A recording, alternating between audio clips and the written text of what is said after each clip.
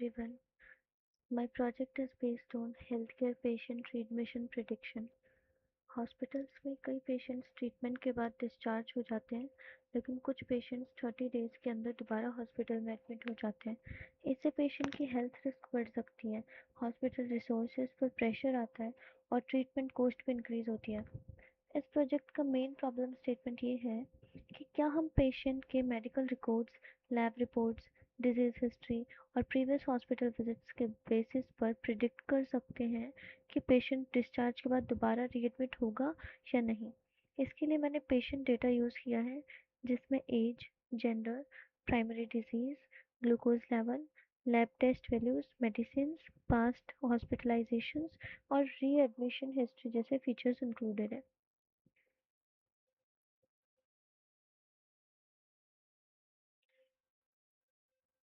Can see on this.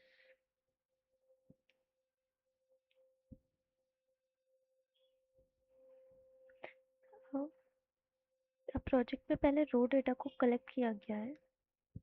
Row data इस folder में stored है।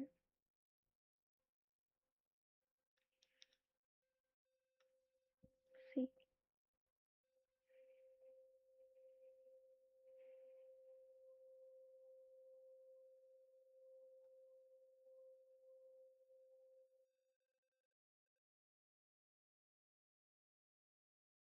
The data is stored in CSV format.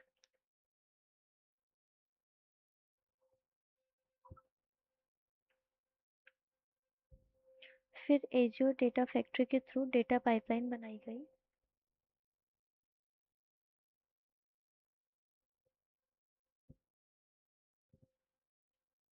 जिसमें रो data को process करके गोल्ड लेयर तक स्टोर किया गया।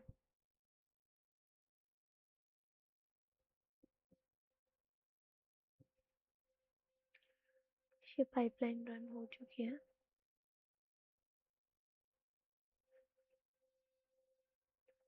हम्म,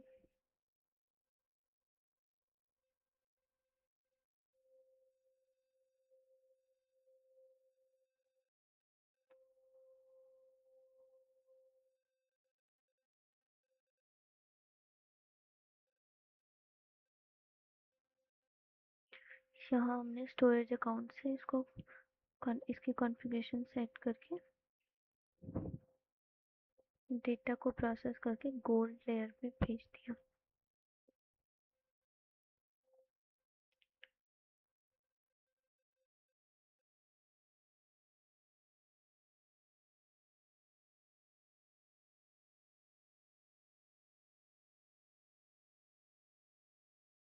ये पाइपलाइन सक्सेसफुली रन हो गई है।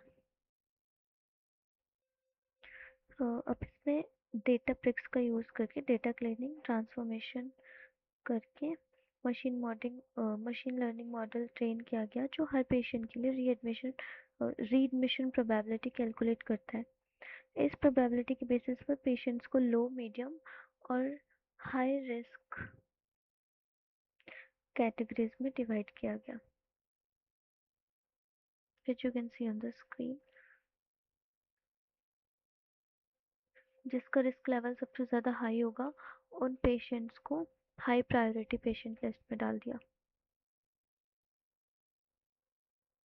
यहाँ पे एज ग्रुप के अकॉर्डिंग डिस्ट्रीब्यूट कर दिया। फाइनली पावर BI डैशबोर्ड बनाया गया, जिसमें डॉक्टर्स या हॉस्पिटल स्टाफ इजीली देख सकते हैं कि कौन से पेशेंट्स हाई रिस्क में हैं,